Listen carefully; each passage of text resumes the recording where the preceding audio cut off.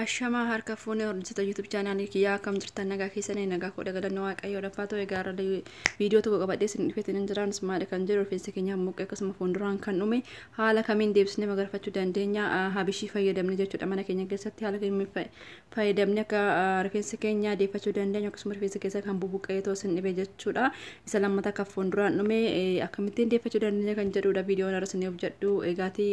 haga xumura viidiyoo kiyyaatti wajjin turaan isin jedhaanne isin barbaachisu habishiidha jechuudha habishii haala kana erga qopheeffannee booda agaa rifeensa keessan isin ga'u ofii keessan ni beektu waan ta'eef haala sanii erga qopheeffattanii booda maashiniitti ni daaktu maashiniitti erga daaktanii booda boodara isaatti kan fayyadamtan jechuudha akkasuma mooyyuu warroonni haala kanaan fayyadamuu hin dandeenye rifeensa keessatti nuufaa jettanillee bishaanitti naqxanii bulchitanii ganama bishaan isaa sana fayyadamuu hin dandeessu garuu haala kanaan osoo ta'ee baay'ee irra bareedaadha jechuudha maadhaa fi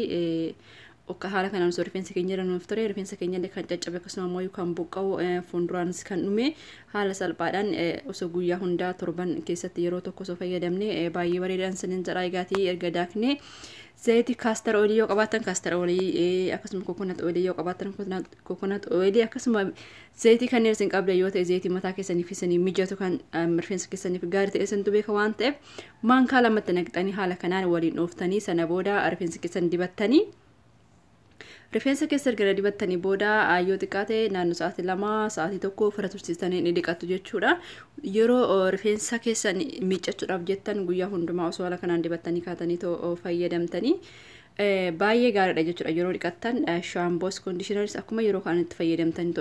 fayyadamtanittidha kan dhiqattan jechuudha wanti yeroo kanarraa adda godhu tokkoyyuu hin jiru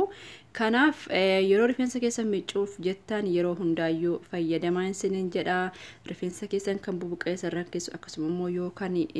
marguu didee isa lammataa immoo yoo kan qarqarrisaa akka malee jajjabaatu jechuudha eegaatii haala kanaan habishii fayyadamuu ni dandeessuun sinin jedha viidiyoo kana hanga xumuraatti waan ilaaltaniif guddaa galatoomaa sinin jedha yuutuubii kee sabskiraayib gochuu hin deeggatina eegaatii sabskiraayib gochuu bichaa miti mallattoo bilbilaa kan fakkaatu tuqaa yeroo nan viidiyoo galaksee yeroo hundumaa yoo akka isin irratti dhufuudhaaf jechuudha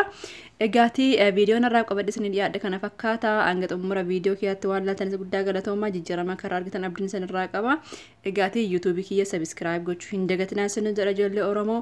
viidiyoo itti